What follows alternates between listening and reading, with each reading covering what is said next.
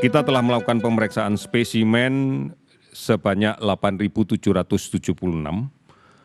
Kami sudah berupaya semaksimal mungkin agar seluruh laboratorium tidak berhenti beroperasi meskipun itu di hari libur. Namun ternyata beberapa laboratorium yang berada di rumah sakit, kemudian juga beberapa laboratorium yang ada di perguruan tinggi masih menerapkan hari libur. Sehingga pemeriksaan menurun menjadi 8.776. Dari hasil ini kita dapatkan kasus positif terkonfirmasi adalah 1.017 orang. Sehingga totalnya menjadi 36.294 orang.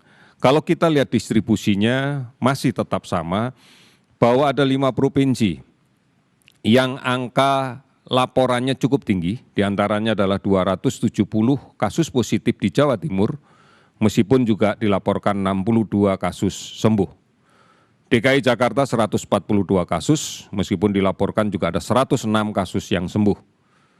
Jawa Tengah 116 kasus, 36 sembuh, Sulawesi Selatan 101 kasus, 142 sembuh, dan Kalimantan Selatan 66 kasus, 16 sembuh.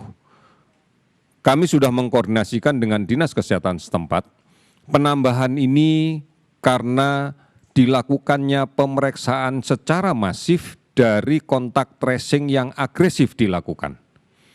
Semua kasus kontak positif dengan orang yang kita rawat, kita lakukan tracing.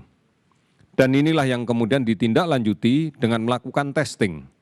Angka-angka inilah yang berkontribusi cukup besar di dalam capaian hasil yang kita dapatkan hari ini.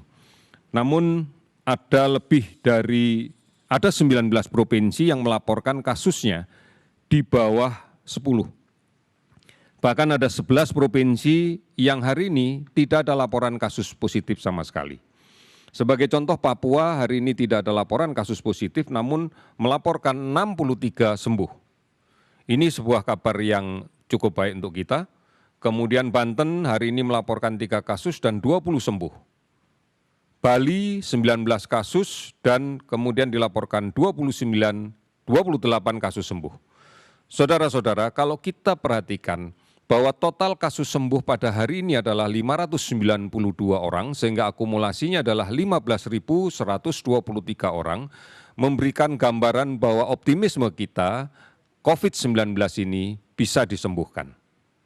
Dan kita sudah melihat pergerakan kasus sembuh ini demikian cepat, demikian masif, dan ini adalah gambaran bahwa treatment atau rawatan pada menderita COVID ini bisa berjalan dengan baik. Kasus meninggal bertambah 64 orang sehingga menjadi 2.198 orang. 431 kabupaten, kota yang sudah terdampak di seluruh provinsi ini. Kemudian ada 36.744 kasus ODP yang masih kita pantau.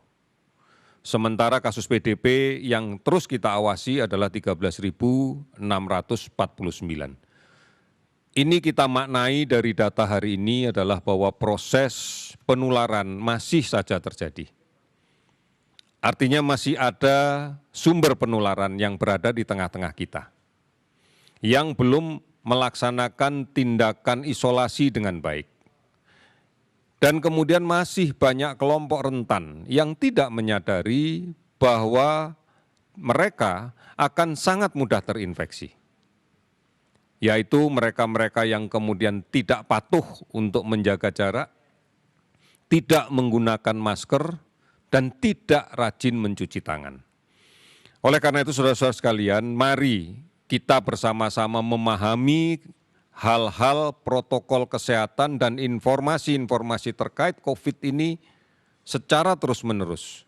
Kami sudah menyediakan beberapa informasi, baik yang kita muat di covid19.go.id atau melalui call center 119 extension 9. Di beberapa akun media sosial kita, ada di @lawancovid19, ada di Halo Kemkes, ada di aplikasi online dan layanan telemedicine yang lainnya.